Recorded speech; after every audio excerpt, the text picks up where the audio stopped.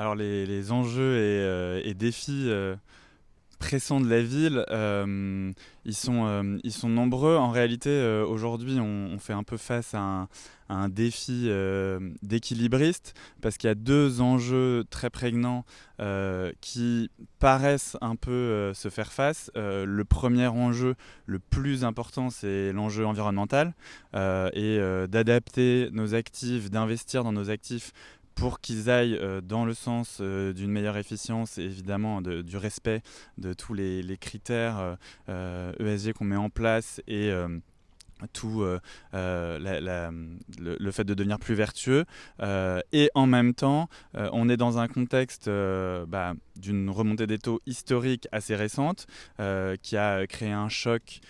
très fort sur les propriétaires des actifs, donc les asset managers, les foncières et les promoteurs aussi. Et donc, on a un vrai sujet d'absorber ce choc et d'arriver à dégager des marges pour investir dans les actifs. Donc à court terme, ces deux défis-là obligent à cet exercice d'équilibriste en se disant j'ai besoin d'investir mais dans des actifs qui eux-mêmes potentiellement perdent un peu de leur valeur dans un contexte de taux haussier. Et en même temps, la réalité c'est que sur le long terme, ces deux défis j'allais dire, vont de pair et c'est finalement potentiellement la solution, c'est-à-dire en investissant dans les actifs et en les rendant, j'allais dire, cohérents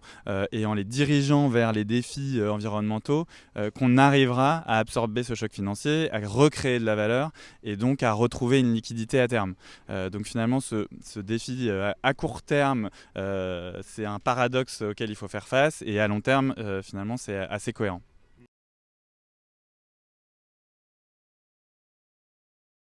Sur en tout cas, j'allais dire cette année 2024, cette fin d'année 2024 et puis probablement 2025, on a deux convictions fortes. La première, c'est qu'on est face à un marché d'opportunités. On a la chance de s'être mis dans une position qui nous permet encore d'investir dans un marché qui est quand même moins concurrentiel que ce qu'il a pu l'être par le passé, du fait des difficultés que peuvent rencontrer certains acteurs, de la difficulté à se financer voilà, d'un nombre moins important d'acteurs sur ce marché. Et nous, on croit à moyen et à long terme à la résilience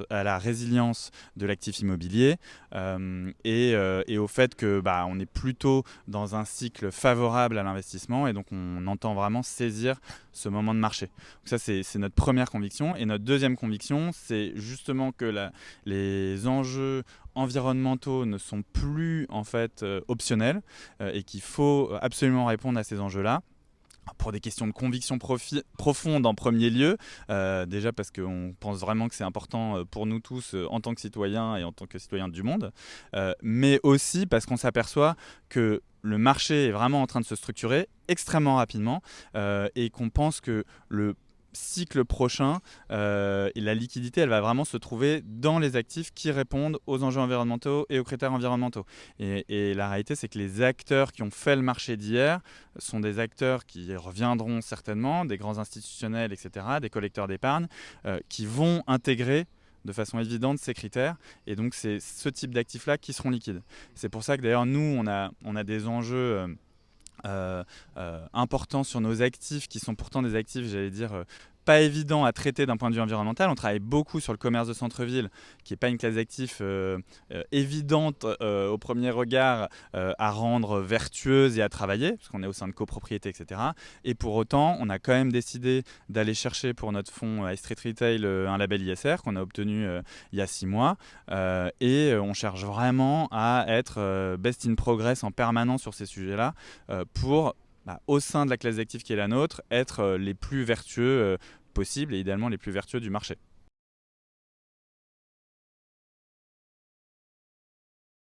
Alors oui, nous, si je devais faire ma liste au Père Noël de ce que j'aimerais voir appliqué dans la fabrique de la ville pour permettre de la développer au mieux et d'aller vers une ville meilleure, en premier lieu, je dirais que ce qu'il faut, c'est une vision. Alors une vision, ça regroupe pas mal d'éléments, mais une forme déjà de stabilité dans le temps et d'aller dans une direction unique, évidemment. Donc c'est sûr que la période qu'on vit le rend pas forcément évident parce qu'on ne sait pas forcément quelle va être la vision qui va être mise en œuvre. Et cette vision, elle doit probablement amener vers plus de centralité, une meilleure réponse justement aux demandes des utilisateurs des centres-villes et des habitants des centres-villes. Ensuite, le deuxième point, une fois qu'on a fixé ce cadre qui est la vision, c'est d'amener plus de flexibilité en fait. Et aujourd'hui, on le voit bien, on a de plus en plus de défis qui changent sur du très court terme. 2-3 ans avant, on n'imaginait pas qu'on serait dans la situation dans laquelle on est 2-3 ans après. Et donc, on se pose la question, enfin moi je me pose la question de savoir si les règles qu'on a pu édicter qui figent un peu la ville sur elle-même, sur la capacité qu'on a à changer d'usage et de destination des locaux, à construire, à surélever, à restructurer, si finalement c'est plus tellement adapté aux enjeux qu'on a aujourd'hui, et on se dit qu'on aurait vraiment besoin de pouvoir aller plus vite et donc d'avoir plus de flexibilité, là où un développement très fort par le passé nécessitait un cadre peut-être assez strict. Aujourd'hui, on se rend compte que on aurait peut-être besoin d'un cadre un peu plus souple pour s'adapter aux enjeux de la ville. Et le dernier vœu au Père Noël, ou en tout cas la dernière nécessité, je pense que c'est tout simplement des fonds, de l'investissement. En fait, il y a besoin de financement pour financer tous les projets qu'il y a à faire dans ces centres-villes et dans les villes en général, pour la rendre vertueuse, pour l'adapter aux besoins de demain, etc. Il y a un besoin immense de financement. Et donc là-dessus, on a l'impression qu'il faudrait plus accompagner et diriger les fonds vers la ville, là où aujourd'hui, malheureusement, on a plutôt l'impression que ça va dans le sens inverse, et parfois on se pose un peu la question, pourquoi on n'incentive pas plus les Français, les fonds en général et les financiers à investir dans la ville versus investir dans des actions américaines dans lesquelles on se demande un peu la valeur que ça crée chez nous.